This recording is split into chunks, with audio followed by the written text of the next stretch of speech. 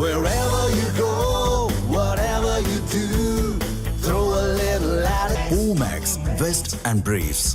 மதுரை ஆட்சியர் பிரவீன்குமார் தலைமையில் நடைபெற்ற விவசாயிகள் குறைதீர்ப்பு கூட்டத்திற்கு பெட்ரோல் கேனுடன் விவசாயி வந்ததால் பரபரப்பு நிலவியது. கூடுதல் தகவல்களை செய்தியாளர் நாகேந்திரன் நேரலையில் வழங்க கேட்கலாம். நாகேந்திரன், வணக்கம். இந்த மதுரை ஆட்சியர் பிரவீன்குமார் தலைமையில் நடைபெற்ற விவசாயிகள் குறைதீர்ப்பு கூட்டத்திற்கு பெட்ரோல் கேனுடன் விவசாயி வந்துள்ளார்.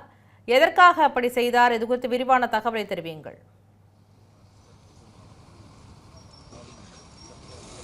வணக்கம் பராசக்தி.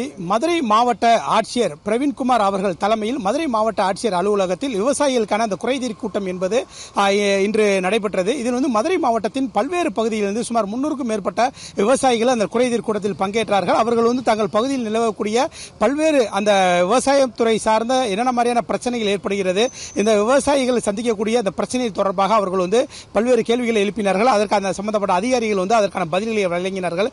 குறிப்பாக பார்த்தோம்னால் அந்த மதுரை மாவட்டம் இந்த வாடிப்பட்டி பகுதிக்கு உட்பட்ட பகுதிகளில் நெல் கொள்முதல் நிலையங்களில் அந்த நெல்களை அந்த அரசின் நேரடி கொள்முதல் நிலையங்களில் அரசு கூறிய அந்த நிறுவனங்களிடம் நெல்களை அந்த நெல்முடைகளை வழங்கிய நிலையில் அதற்கு அந்த நெல்களை பெற்றுக்கொண்ட அந்த தனியார் நிறுவனம் அந்த ஒப்பந்த நிறுவனம் 60 முதல் 75 நாட்களை கடந்தும் கூட அவர்கள் முறையாக பணம் வழங்கவில்லை.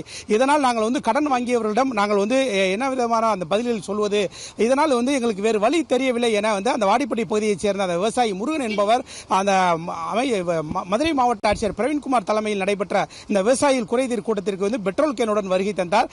இதுவும் மேலும் இந்த நெல் கொள்முதல் நிலையங்களில் ஒவ்வொரு மூட்டைக்கும் இடைத்தரகர்கள் 10 ரூபாய் தான் வாங்க வேண்டும் என ஒரு அந்த நெல் மூட்டைகளை தூக்குவதற்கு, ஆனால் 50 முதல் 60 வரைக்கும் இடைத்தரகர்கள் அதிகமாக லஞ்சமாக வாங்குவதாகவும் இதன் சம்பந்தப்பட்ட அதிகாரிகளிடம் கூறியும் கூட யாரும் கண்டுகொள்ளவில்லை என அந்த குற்றச்சாட்டு முன்வைத்தார். இந்த நிலையில் பெட்ரோல் கேனுடன் வந்த அந்த விவசாயி முருகன் நம்மிடமே இருக்கிறாரு, அவரிடமே கேட்கலாம். இப்ப மதுரை மாவட்ட ஆட்சியர் அலுவலகத்தில் அந்த விவசாயிகள் குறைதீர் கூட்டத்துக்கு எதுக்காக நீங்க பெட்ரோல் கேனோட வர்றீங்க? ஏன் நீங்க அதிகாரி சம்பந்தப்பட்ட அதிகாரிகள் மனுவா கொடுத்தாலும் நடவடிக்கை எடுப்பாங்களா? நீங்க பெட்ரோல் கேனோட வர்றீங்க? நான் 12ஆம் தேதி வாடிப்பட்டி தாசில்தார்ட்ட நான் மனு கொடுத்தேன். மனு கொடுத்து வாடிப்பட்டி தாங்க அக்ரி பிஏட்ட உடனே பேசினார். ஏன் 2 நாளில் உனக்கு பணம் ஏற்றி விட்டுறேன் நான் அப்படி எல்லா விவசாயம் 2 நாளில் பணம் ஏற்றி விட்டுன்னு சொன்னார். 2 நாளையும் பணம் இருக்கணும். நாங்கள் அறுவடை பண்ணி 4ஆம் தேதி நம்ம 4வது மாதம் 4ஆம் தேதி போட்டது. ஆனால் டாய்ட்டுக்காரர்களுக்கு இது நான் வரைக்கும் நான் இப்போ பணம் கொடுக்க முடியல, உழுதாளுக்கு பணம் கொடுக்க முடியல, எதுவுமே பணம் கொடுக்க முடியல. இப்போ நான் விவசாயம் பண்ண முடியல, வட்டிக்கு வாங்கி தான் நான் செலவழித்தேன். வட்டிக்கு வாங்கி செல்லும்போது அந்த வட்டிக்கு வாங்கினாலும் நான் 3 ரூபா வட்டிக்கு வாங்கினேன். வட்டிக்கு வாங்கினாலும் எங்கள் வீட்டில் பொண்ணு பொறிச்சு இருக்க வீட்டில் ட்ரெயிலும் சாயங்காலம் காலையில் எங்கள் அசிங்கமாக வார்த்தை தவறால வார்த்தையில் வைக்கிறாங்க. நாங்கள் எத்தனை நாளைக்கு மனசை பொறுத்துக்கிட்டு இருக்க முடியல. அதுவாச்சு இப்போ காலேஜ் படிக்குது என் பிள்ளை, காலேஜ் படித்து முடிச்சிருச்சு. அடுத்து ஒரு பிள்ளை எம்எஸ்சி படித்து முடிச்சிருச்சு, நான் சேர்க்கணும். அடுத்து பையன் முடிச்சிட்டேன். அடுத்து ஒரு பொண்ணு 12வது படித்து முடிச்சு, அது நர்சிங் சேர்க்கணும். இப்போ நர்சிங் சேர்க்கணும் எனக்கு 40,000 ரூபா கேட்குறாங்க. நான் எதை வச்சு பணம் கொடுப்பேன்? இப்போ 2,30,000 ரூபா எனக்கு பணம் வரல. வட்டிக்கு வாங்கின காசும் தரல, டாய்ட்டுக்கு உழுத காசு தரல, டாய்ட்டு நெல் பிடிச்சி போனதுக்கு நான் தர முடியல.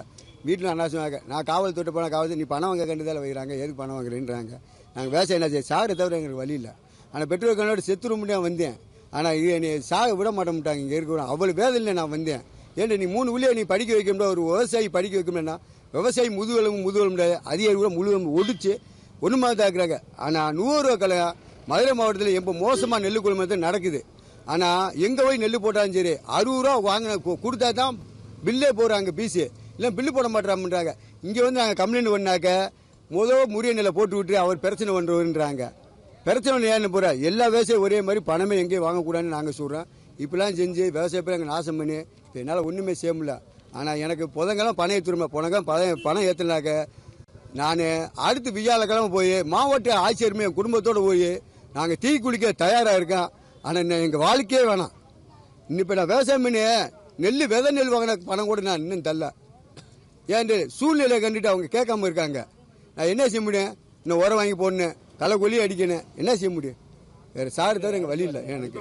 கண்டிப்பாக இப்ப இதே போன்று மற்றொரு விவசாயி நம்மிடம் இருக்கிறாரு. சரி, இப்ப நெல் கொள்முதல் நிலையங்கள்ல நிறைய அடுக்கடுக்கான பல்வேறு பிரச்சனைகளை புகார்களை மாவட்ட ஆட்சியர் சொன்னீங்க. ஆனா அந்த சம்பந்தப்பட்ட துறை அதிகாரிகள் ஏன் இது சம்பந்தமா நீங்க அவங்க கவனத்துக்கு கொண்டு போனப்ப நடவடிக்கை எடுக்கல? மாவட்ட ஆட்சியரோட கவனத்துக்கு நீங்க சொன்ன புகார்கள்லாம் வரலைன்ற மாதிரி அந்த குறைதீர் கூட்டத்தில் சொல்லும்போது அது உங்களுக்கு அது எப்படி இருக்குது? இப்ப மாவட்ட ஆட்சியர் என்ன சார் சொல்லியிருக்காங்க? சார், இது சம்மந்தமாக நாங்கள் இன்னைக்கு மட்டும் கேட்கல. நான் போன வருஷமே கேட்டோம், அதுக்கு முந்தின வருஷமும் நாங்கள் போராடிக்கிட்டு தான். நாங்கள் விவசாயி ஒரு போராளியாக தான் இருக்கணும் ஒழிச்சு விவசாயம் இருக்க முடியல. இங்கே நாங்கள் ஒரு விவசாயம்னா பல பேர்த்துக்கு விவசாயி வந்து ஒரு வாழ்வாதாரம் தான். எல்லா மக்களுக்கும் எல்லா உணவளிக்கிறது ஒரு விவசாயி ஒரு கடவுள் மாதிரி. இங்கே எதுவுமே கிடையாது. இங்கே நாங்கள் ஒரு விவசாயியை வந்து விவசாயம் பண்ணோம்னா இங்கே ஒரு அடிமட்ட நாயோட கேவலமாக தான் இங்கே இருக்க ஒழிச்சு எதுவுமே கிடையாது. நாங்கள் ஒரு 60 நாளாக வந்து விவசாயம் பண்ணி கொண்டு போய் நெல் கொண்டு போனதை இன்ன வரைக்கும் ஒரு பிரைவேட் பார்ட்டிகிட்ட இந்த இந்த நெல்லை அளக்க சொல்லிட்டு இன்னைக்கு விவசாய குறைதீர்ப்பு கூட்டத்தில் யாரோ சம்மந்தம் இல்லாத 2 பேர் வந்து உட்காந்துக்கிட்டு பணம் வந்து உங்களுக்கு தருவான், புதன்கிழமை தருவான்னு சொல்றேன். அன்னைக்கு இதே அதிகாரி தானே உங்களை கேட்டுட்டு வாங்கிட்டு போனாப்புல. NCCFல வந்து நாங்க வந்து நெல் எடுத்துக்கிறோம், நாங்க வந்து விவசாயில கரெக்டான முறையில் பணம் தரேன்னு சொல்லிட்டு தானே வாங்கிட்டு. அந்த அதிகாரி எங்க போனேன்?